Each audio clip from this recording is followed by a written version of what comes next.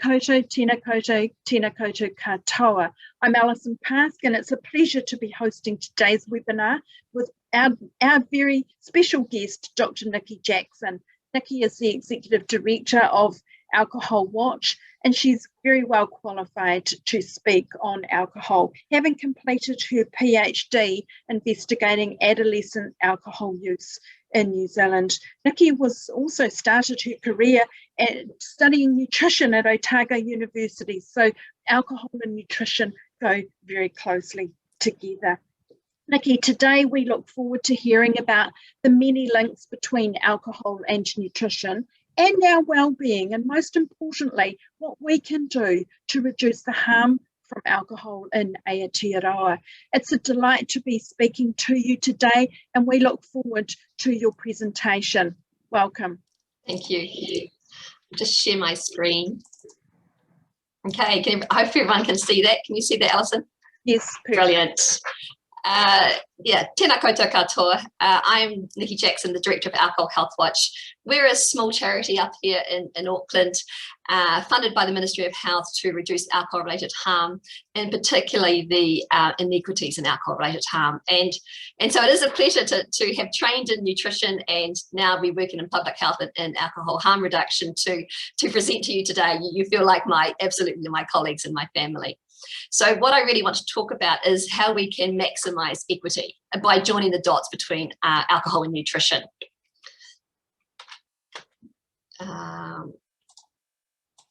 Great. So what I want to cover, I've got about 32 minutes that I want to talk to you, and I do talk quickly, so you may need to go back through the recording to hear what I said. I'm going to give you an up-to-date synopsis on our current drinking patterns, the inequities in alcohol harm in New Zealand, and what are those drivers of inequity in relation to alcohol harm, and what are the policies that we can implement that are pro-equity that will reduce those gaps. And look at the interconnectedness between alcohol and nutrition for NCD prevention, so that we can build on our strengths, so that we can be, more than the sum of our parts, just absolutely working together collectively, similar messages, to not just work with individuals, but to work at a global level of how we can address some of the industries that we're also trying to tackle. And so the current context of drinking, so the New Zealand Health Survey is carried out every year, and that asks New Zealanders about, 13,000 New Zealanders about their drinking, and it asks them, have you had a drink in the last year? And our most recent data is cut short 3 months prior to COVID, but it hasn't changed too much in the last few years. 4 out of 5 adults 15 years and over drink alcohol. That's quite a high prevalence. What you can see, the first 2 bars in each age group is 2006 to 2011. And we did, somewhere in that recession period, but it may not be recession related, almost every demographic group in New Zealand reduced their drinking between 2006 and 2011. And some of those groups have maintained that lower prevalence of drinking, but particularly young people. When we look at the blue, the 15 to 17-year-olds, almost 3/4 of adolescents were drinking back in 2006. Now we've got almost 60%, so we've still got a long way to go if we want to really delay drinking amongst adolescents, because they experience such harm from their drinking. But you can see there that across, as we get older, in my age group, older age groups are still drinking. There's still a high level of current drinking amongst our older, populations, and to some extent increasing amongst our older adults. And that's really concerning because small amounts of alcohol cause significant harm as you get older. So by ethnicity, we can see that Pacific and Asian populations are less likely to drink. And we have got some real concerning trends emerging in the last 2 to 3 years, where the majority of Pacific and Asian women used to abstain from alcohol, and now the majority drink. And so this is a trend that we really need to keep a close eye on and have some targeted approaches so that those levels don't continue to increase. And we've had some increases among some groups, particularly women, in relation to the prevalence of drinking. So what are the statistical differences? Males are slightly more likely to drink than females. Pacific adults are less likely, and Asian adults less likely to drink. adults living in the most deprived areas of New Zealand are significantly less likely to drink than those living in the least deprived areas. And adults reporting a disability are less likely to drink. Well, what about our hazardous drinking pattern? So that is a pattern of alcohol use using a screening tool called Audit, which indicates that if you score 8 and above on this tool, you're likely to be drinking in a regular pattern that's going to increase the risk of harm to yourself and others. It's internationally used as a classification of hazardous drinking. So just like past year drinking, somewhere between 2006 and 2011, as a country, we really significantly reduced our prevalence of hazardous drinking. And we could have kept those gains, but we didn't. Every year after 2011, we consecutively increased our prevalence of hazardous drinking, and we lost all of those gains that had been made by 2011. Now, the survey changed in 2015-16, whereby they went from asking about a drink to defining it as a standard drink. And you can see there in the last 5 years of that survey methodology, there have been no changes whatsoever to the prevalence of hazardous drinking. Still, 1 in 5 New Zealanders or 1 in 4 drinkers drink hazardously. And that's 838,000 New Zealanders that are in our communities, on our roads, in our homes, putting themselves and others at risk of serious harm. And we have significant ethnic inequities. You can see there that Māori men are much more likely to drink hazardously than non-Māori men. They're not significant increases in the blue, but they are very high prevalence of hazardous drinking. When it comes to drinking, the inequities that we see are largest for women by ethnicity and women by socioeconomic position. And what is very concerning here is between 2006 and 2011, Māori women reduced the prevalence of hazardous drinking, as did other ethnic groups. And then look at that increase, exponential increase in hazardous drinking up to 2015-16. That ended up overtaking the level in 2006. And in 2012, they overtook the level of European men in the prevalence of hazardous drinking. And you can see there in the last 5 years, no significant changes. Those inequities are still profound in relation to hazardous drinking. Well, what about by age group? Well, our young people are the cause for celebration in relation to this. Using the audit tool, you can see that the prevalence of hazardous drinking, although there's a blip from last year, a doubling in hazardous drinking, we don't know if that's a one-off increase. But overall, there's a significant trend of reduced hazardous drinking in our 15 to 17-year-olds, and that's good. When we just ask young people about their prevalence of binge drinking, like 5+ on an occasion, the Rangatahi Youth Survey from 2019 shows us that 22% of all secondary school students report binge drinking in the last 4 weeks, 29% among Māori rangatahi, and 42% amongst our 17-year-olds. So yes, there is good news there, but look, those levels of binge drinking are still really high. Young people experience significant harm from their drinking, so we've still got a long way to go. The other slightly good news is that young adults, our 18 to 24-year-olds, are still our riskiest drinkers in New Zealand, but they've also experienced a decline in the prevalence of hazardous drinking, as have our 25 to our 34-year-olds. So our Gen Zs and our millennials are getting the picture to some extent. Those levels are still very, very high. You know, almost a third of 18 to 24-year-olds drinking hazardously, and a quarter of the 25 to 34-year-olds. So we know that the Gen Zs, the millennials, are slightly more health conscious, more likely to, have different attitudes around alcohol. So they are some promising signs, but they're still very high. They're still very high and huge inequities. Nikki, can you please tell us what the definition of hazardous drinking is? Yeah, so it's made up of about 10 questions in a screening tool. And it measures your average consumption, your typical consumption, and your experience of quite severe alcohol-related harms. So we know that, perhaps another way to put it, is we know that 25% of all New Zealanders will drink 6+ more drinks on a drinking occasion. So that's heavy episodic drinking.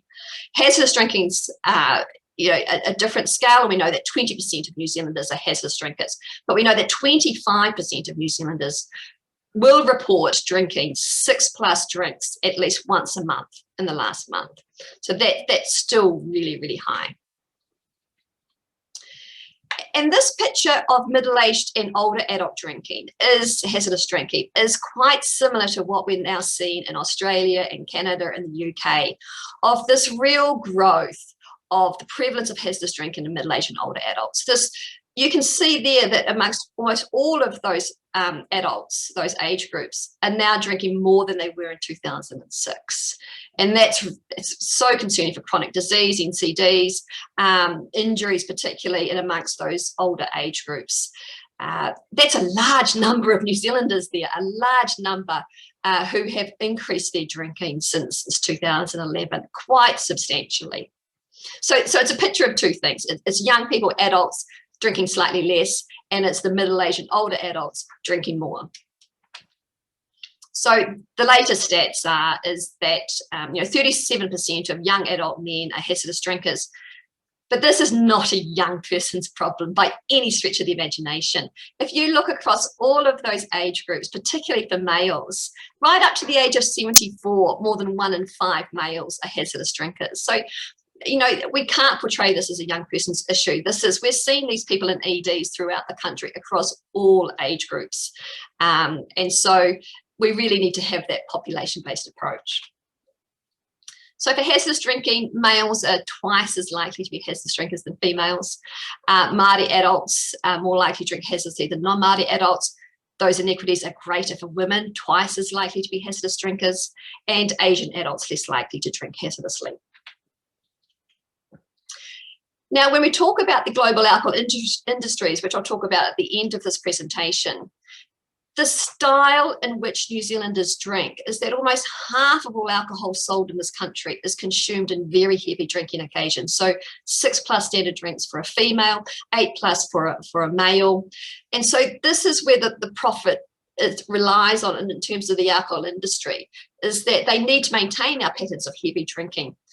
We know that in New Zealand, almost 50% of alcohol abuse and dependence cases in New Zealand develop by the age of 20, and 75% by the age of 25.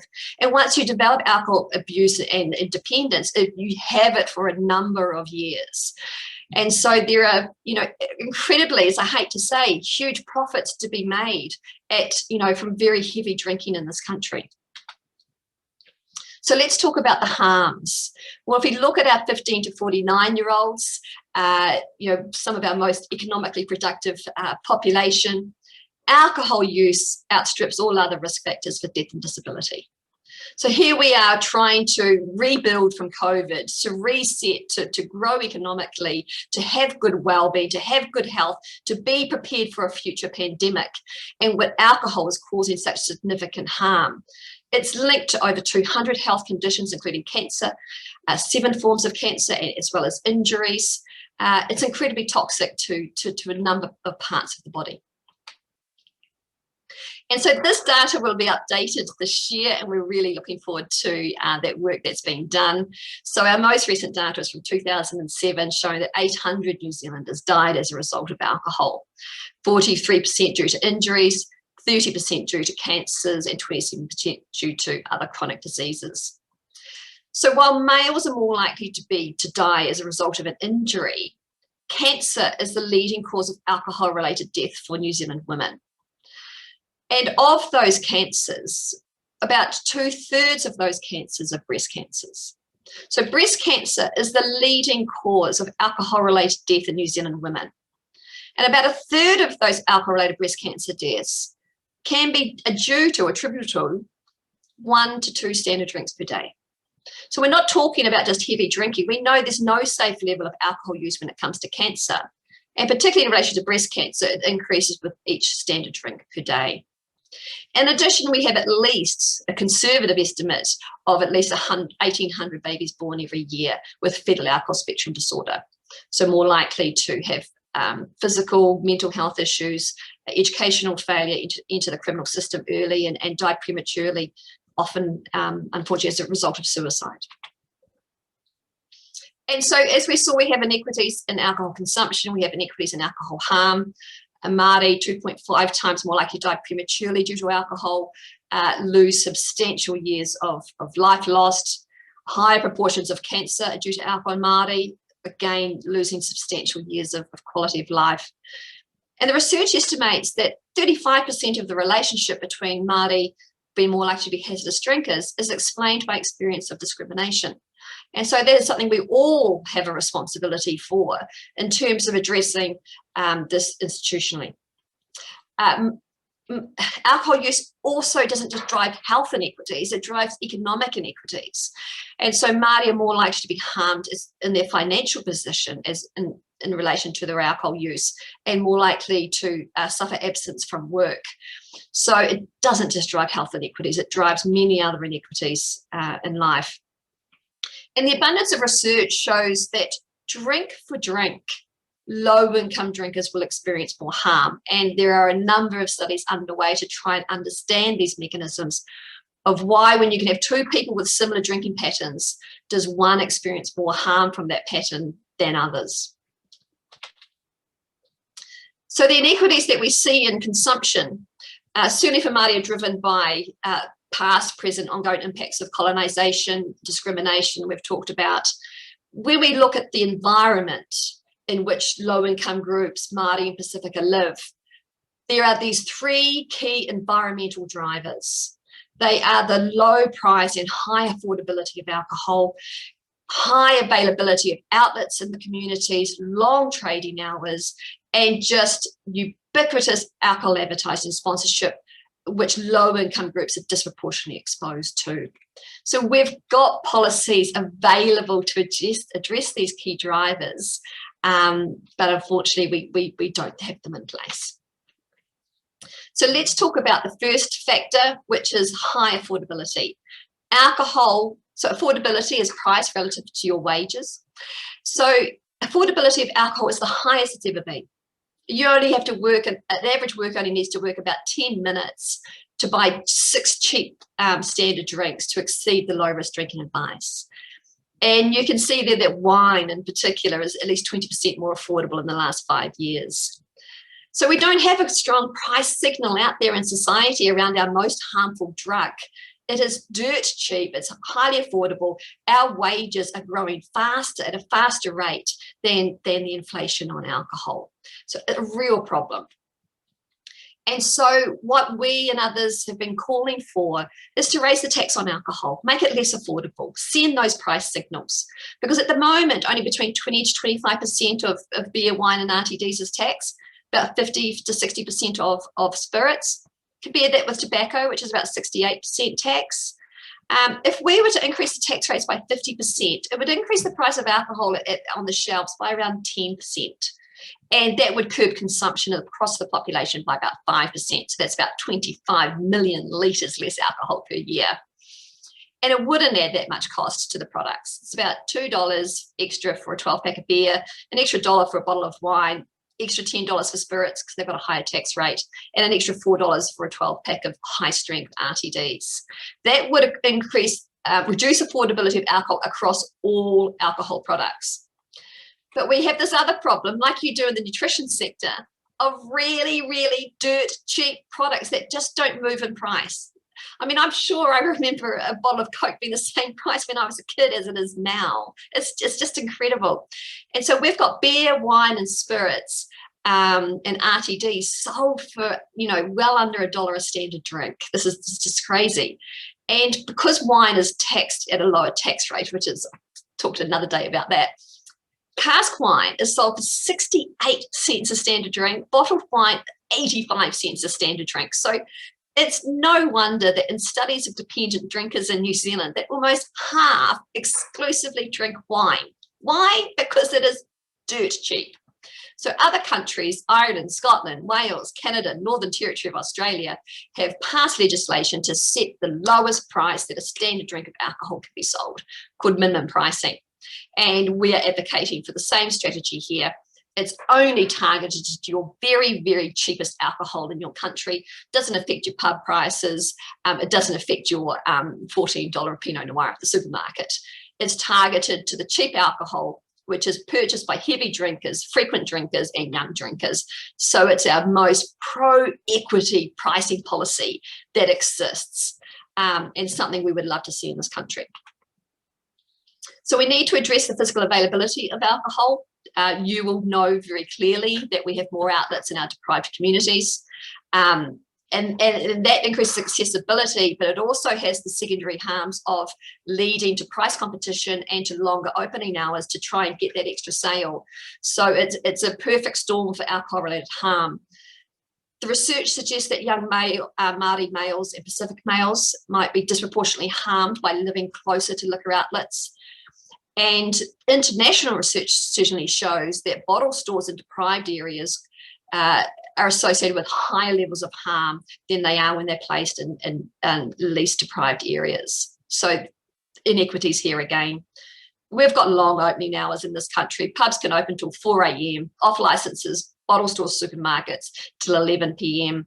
Those later closing hours by far associated with increased harm. And this is where we absolutely share a common driver of unhealthy food, drinks, alcoholic products, is the saturation of advertising in our communities and in our digital media and our TV, you name it. Whether it's in your sports team, it's on your billboard, it's in your flyers, in your letterbox, it's on your social media, whether it's on your tomato sauce, you name it, it's absolutely everywhere. And last night, I had a lot of joy in deleting the photo of the Warriors Woodstock jumper, which this year does not have an alcohol logo, yippee. But I had to replace it with an image of the Speight's jumper, which was really unfortunate. And this is something that we need to address. So both alcohol and nutrition, we share this common self-regulatory code, this voluntary code of practice by the Advertising Standards Authority. They set the rules, they market, and they tell themselves how well they're doing. We need regulation. Alcohol advertising is so incredibly harmful. It drives inequities in consumption. Our brand new code, the ASA code, kicks off this Thursday, April Fool's Day. And, it has a number of measures that won't make a difference to the level of harmful exposure to alcohol advertising. This is my TV at home, and this is a complaint that I made to the ASA because I thought this person looked under 25. I then proceeded to ask hundreds of students at universities how old this person was. They perceived him to be, didn't come close to 25, didn't even come close to 20. But I lost it because the industry said, no, he's over age. It's absolutely crazy. So what I want to focus on just for the next kind of 9 minutes, maybe 9 to 10 minutes, is how we can work together to really strengthen each other's work, and how you really can help us to reduce alcohol harm, and how we can work together. Because what I choose to, the choices around eating, heavily influenced by our environment, and your decision to drink as well. We share the same environment. And we share the same industries, the exposure to marketing. We're in the same political economy of this individualism, of this personal choice rhetoric. Our behaviours are driven by the social determinants, by poverty, income, racial discrimination, gender norms, which our industries influence. The industries are in our workplaces, they're in our schools. All of these settings that both alcohol and nutrition are in, we have opportunities to strengthen each other's work. But if we focus first on that ecological model and looking at the individual, we know that alcohol is very high in calories. It's low in nutritional value, so it's very empty calories. One standard drink has 290 kilojoules, but it's a lot higher when you add in those sugary mixed drinks. And the data is really old. I don't know if you know of any more recent data, but the nutrition survey found that among drinkers of the last 24 hours, around 11% of their daily energy intake came from alcohol. But it was much higher for males and much, much higher again for Māori males. I think the recommendation, certainly in Australia, is that alcohol doesn't comprise more than 5% of energy intake. But the evidence from systematic reviews and meta-analyses of cohort studies and to some extent experimental studies is quite mixed. in relation to the impact of alcohol on dietary intake, weight gain, and obesity. Cross-sectional studies certainly show an association, so there might be some residual confounding, but generally speaking, the weight of the evidence points in a direction is that alcohol is likely to be a risk factor for obesity, especially when consumed in increasing quantities. And the Health Promotion Agency have some good advice online in different examples of different products of alcohol and their energy content. And you can certainly see that as you go up towards these RTDs that are higher strength, that include colas and you name it, is when these, really very high energy dense drinks. And you can understand why the industry has moved very quickly in relation to the millennials and the Gen Zs, and now producing seltzers, which are much lower in calories and appealing to those that want to drink, but not these sugar-laden products. So how can we work together? Well, I think that we are similarly asking for health taxes, whether it's a sugar levy, whether it's an alcohol excise tax increase, or whether it's minimum pricing of certain products, is that our messages should be consistent and we can work together on them. We will both face arguments about the regressive impacts on low-income populations from price increases, and we can be consistent in our messaging around that. I think there's benefits in our sectors, both being able to have mandatory collection through law of sales data. I think that would help our efforts tremendously. And in a high quality study looking at a range of interventions to reduce obesity in Australia, alcohol excise tax increases came out as one of the most effective strategies based on a relationship of alcohol increasing dietary intake, energy intake. So, we can win by you also advocating on alcohol tax increases, because there is a chance that it may, reduce weight gain and obesity. We both have issues around the density of outlets in our communities, whether it's unhealthy food or alcohol. I think we could be having some more joined up efforts around local government approaches through zoning, which has been done internationally. There's no reason we need to be siloed in this. We can work together. And whether the nutrition sector is interested in things like purchase ages, well, we have a lot of lessons from that experience as well. But by far, I think the biggest potential of the window right now is on joined up efforts for marketing, because we're working separately on these issues when we should be joining them up. We both, have consensus, I'm sure, that ASA regulation is totally ineffective. We need to be buying out sports sponsorship and event sponsorship via a Health Promotion Agency levy increase. We're working with Auckland Council at the moment around signage at bottle stores. There's no reason why you can't do the same. I regret the fact that in October 2018, when Auckland Transport went alcohol free on their advertising, it got replaced with Powerade. So there's, we need to be having some joined up efforts. Billboards are regulated through district plans. We could be doing things around that. Submitting together on labelling. Nutritional information panel consultation, I think, is coming up again shortly. It took us 20 years to get that pregnancy label. So we've got lots of lessons I'm sure you do around this experience. We've managed to some extent to get alcohol products separated in the supermarkets. There might be some opportunities around that in relation to the foods that you're looking at.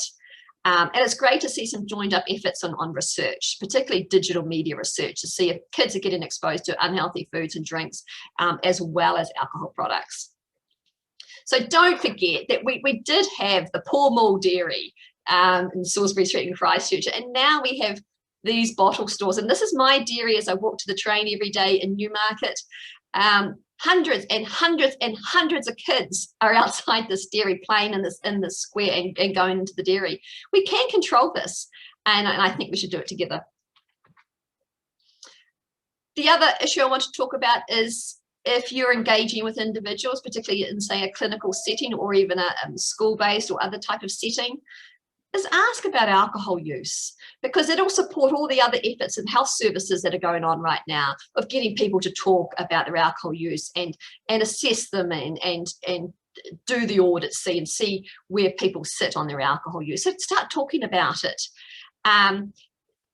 talk about their consumption, the health harms from alcohol, including cancer, the risks, the harms around fetal alcohol spectrum disorder. Are the people that you're working with, are they aware of New Zealand's low risk drinking guidelines and the levels that would minimize their health risks from alcohol? I think our experience of ED doctors and other clinical staff doing this work is that it is so hard because our wider drinking culture doesn't support change. It really doesn't. It's so promoting of alcohol. So this work is hard to do in the context of an environment that's going totally against you. And then I just want to finish off very quickly with the other very, very important strategy for joined up efforts, and that is to focus on the commercial drivers of obesity and alcohol harm. And we both have corporate social responsibility programs that are run by industries. We need to be calling these out. Why is alcohol companies, why are they in our schools? Why are they in our workplaces? And if you're working with schools, do they know about the SMASHED project run internationally by alcohol companies that's in our schools right now? Are they engaging with it? If they are, why? I can give them the evidence of why they shouldn't be doing that. The evidence suggests that we need to join up our communications when it comes to talking about these industries. It's better if you're talking about the nutrition, tobacco, alcohol industries than you are just talking about nutrition, big food on their own. And I was trying to think last night in terms of the big food versus big booze, which one has the higher legitimacy? Which one do you really want to tag on to get that extra strength? And I kind of wondered if the big food has potentially more legitimacy in society than big alcohol, but I don't know. Don't use industry rhetoric, please. Avoid words in your discourse. Don't use responsible drinking, safe drinking. Don't perpetuate those terms. Share each other's work. So Jenny Connor put out a wonderful editorial in New Zealand Medical Journal on Friday following the defamation case.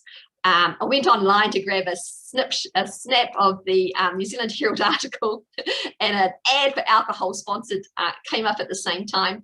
This is big food, big alcohol, coming together. So we are all in this together, and so we need to stand up and get behind each other when the industry is trying to come after us.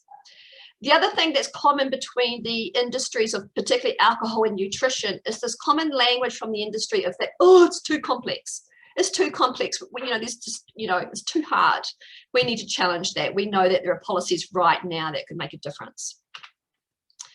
So the other things about the industries is that they're global, and that alcohol and nutrition in particular invest in each other. They have shared ownership. They have equity. They have shared directorates, and they share consumer data. So we need to be sharing. Absolutely. The industries are already doing this. We need to do the same. So if you look at this is 2017, the tobacco industry was partnering with SAB, Miller, AB InBev, which are two huge alcohol companies. They also had distribution rights around Coca-Cola and Pepsi, and also engaged in with big food. So they are totally interconnected, and so must we be. So I'll just go to one slide before I give you some little updates on our work. We both share the same environmental drivers of consumption, and so we need to be working together on them. We need to keep our attention on those commercial drivers, but not let off any attention in relation to the key social determinants which drive inequities. Let's help each other out. Let's share media contacts, local government contacts, politicians. Let's have some collective messages, and let's look at opportunities to not just have a framework convention for alcohol control, but maybe some kind of legal treaty around all of these unhealthy industries, and how we can get some global action so that those industries are not at the policy-making table like the tobacco industry can't be. So just to finish, if you want to know anything about New Zealand drinking, levels of alcohol-related harm, who the industry is, our campaigns, if you want to take some action on advertising or schools, or if you want to object to a licence in your community or submit on a local alcohol policy, go to actionpoint.org.nz, and everything is there for you. We're also developing a campaign. We've got a campaign in action at the moment called Uncap Our Potential. for New Zealanders to realise the endless benefits of everything we care about in this country will start to improve when we address alcohol harm. So get on board. Tell us in one sentence how life would be better for you or your work when we reduce alcohol harm. And we've got a brand new set of resources, fresh from the printer, evidence-based alcohol policies, pricing policies, marketing report, and a marketing fact sheet. So start today, follow us, and let's start sharing material, and let's start increasing and building on our strengths. Kia ora.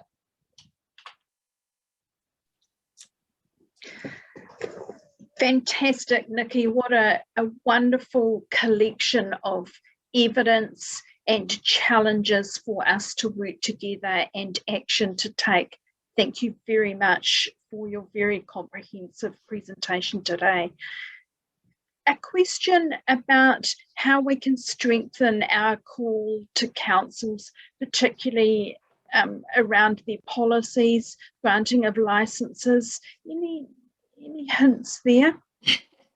Yeah, in relation to alcohol, we're constrained by our Act at the moment, and what we need to be doing is mobilising communities to go and speak to their MPs and let them know this is an issue, and write to ministers and say, we are trying to hold the line against alcohol harm in our community, but we keep failing.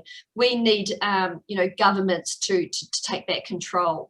So unfortunately, we're really constrained within our own legislation, and we need changes. The Act started in 2012. We've got more than enough evidence it hasn't worked.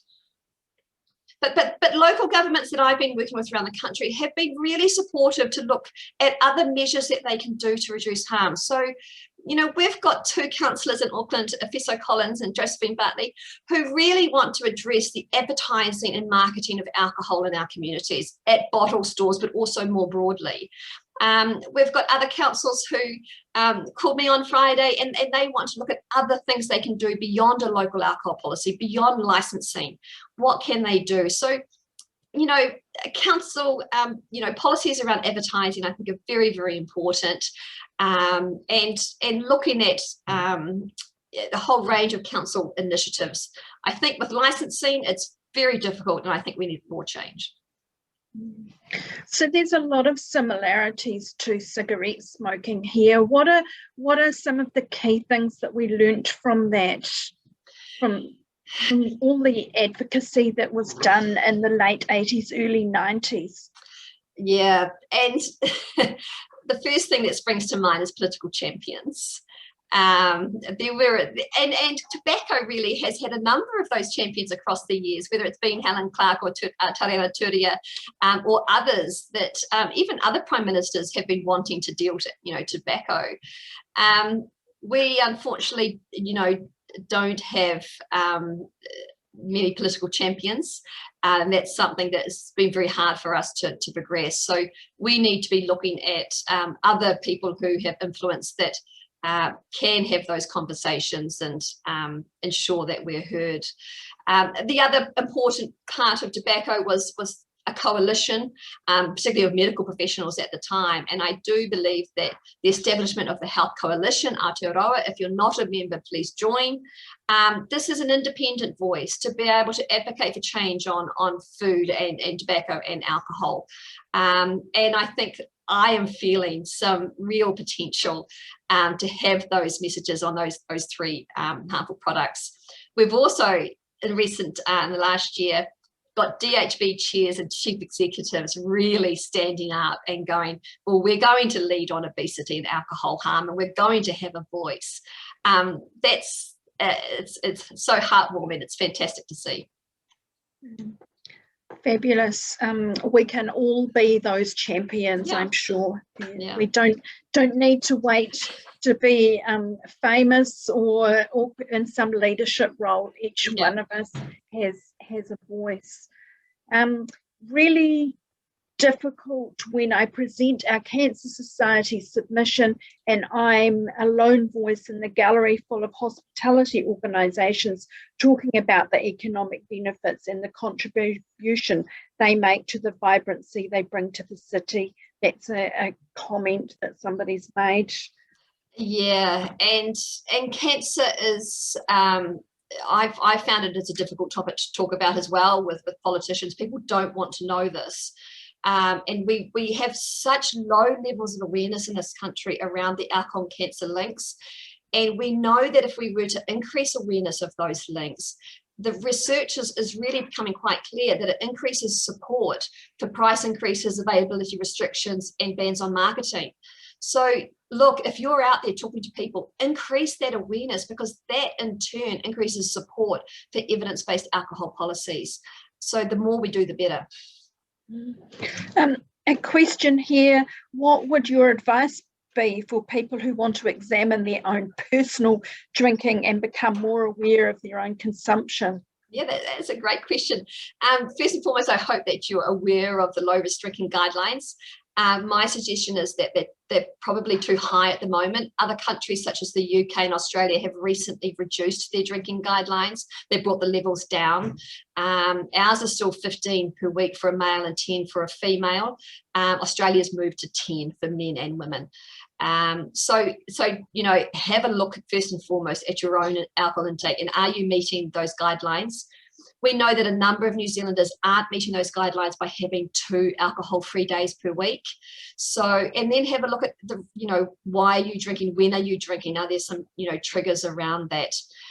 Our goal really is to get more and more New Zealanders to consume within those low risk drinking guidelines. It doesn't mean there's no risk. It just means there's a low risk. So I think, you know, have a look at those guidelines, or even do the audit screening tool yourself and see where you lie. Well, on that note, Nikki, let's wrap things up for today. It's been fabulous having so many people listening to your very well researched presentation. We will put the links in our ANA Focus newsletter for you. There's some fabulous links and resources that Nikki has provided today. So wishing you all a happy and healthy rest of your week. Ka kite anō.